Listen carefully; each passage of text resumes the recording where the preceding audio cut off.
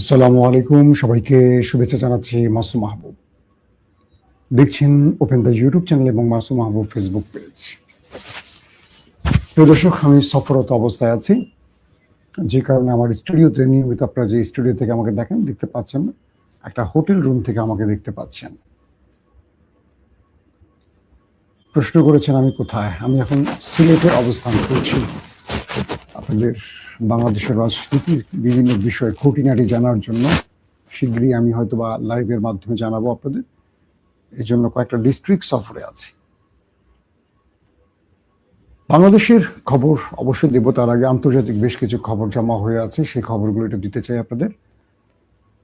America কখন আক্রমণ করবে ইরানে, এই প্রশ্নটি এখন সবার। প্রতিদিনই মনে হচ্ছে আমেরিকা আক্রমণ করতে যাচ্ছে। আমেরিকার বক্তব্য, ডোনাল্ড ট্রাম্পের টুইট, ডোনাল্ড ট্রাম্পের বক্তব্য, আন্তর্জাতিক গণমাধ্যমগুলো যা বলছে তাতে করে মনে হচ্ছে যে কোনো সময় আক্রমণ করে বসবে। TRT World, BBC, CNN, Reuters, Al জাজিরার যে খবরগুলো, তাতে করে মনে হচ্ছে ট্রাম্প তার পুরো পরিকল্পনা গুছিয়ে নিয়েছে। আল জাজিরা বলছে যে কোনো সময় আক্রমণ শুরু হবে ইরানে আমেরিকার।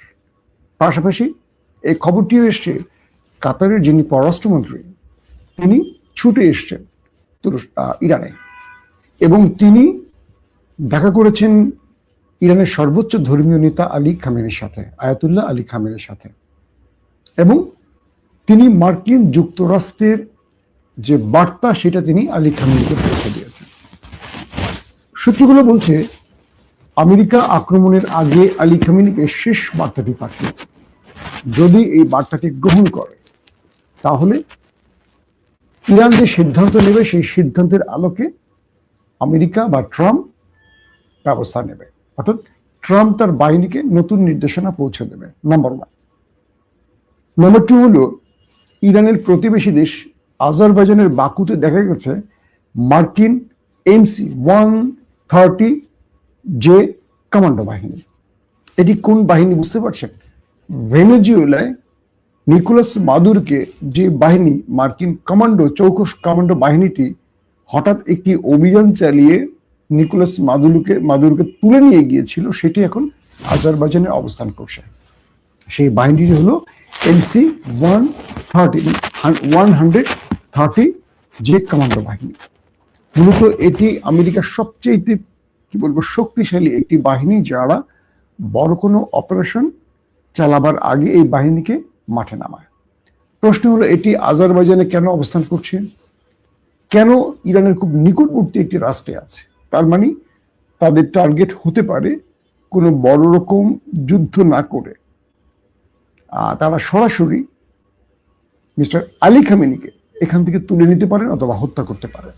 মাদুরোকে তুলে নেওয়া হয়েছে কিন্তু মাদুরোকে হত্যা করা হয়নি। এখন ইরান চাইলে আমেরিকা চাইলে তাকে হয় হত্যা করবে, না হয় তাকে তুলে নিয়ে চলে যাবে।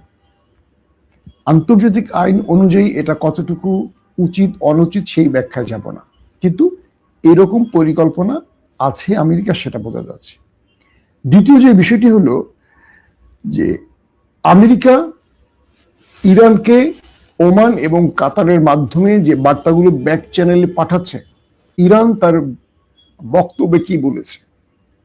সূত্রের দাবি কাতারের পররাষ্ট্রমন্ত্রী তিনি ইরানের সর্বোচ্চ নেতা আলী খামেনির সাথে দেখা করার পর আলী খামেনি তাকে বলে দিয়েছেন যে আমেরিকার কোনো শর্ত ইরান মানতে পারছে না। ইরান মানতে পারছে না মানেটা কি?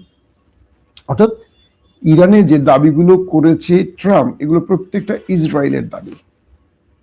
ব্যালিস্টিক প্রোগ্রাম বন্ধ করা, নিউক্লিয়ার প্রজেক্ট বন্ধ করা এবং সরকার নতুন একটি সরকার দেয়া, ইসলামিক প্রজাতন্ত্র ইরানের খতম করে দেয়া, এটি ইরান মানবে?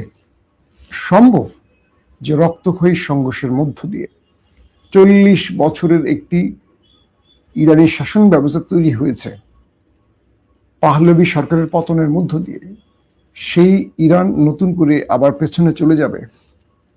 ইতিমধ্যে ইরানের সর্বোচ্চ নেতা আলী খামেনির আহ্বানে পুরো ইরানিরা এই সরকারের পাশে দাঁড়িয়েছে এবং যারা এতদিন সরকার বিরোধী আন্দোলন করে এই সরকারকে বিপদে ফেলতে চেয়েছিল, তারাও শেষ পর্যন্ত বুঝতে পেরেছে যে নেপথ্যে বসে কারা খেলছে।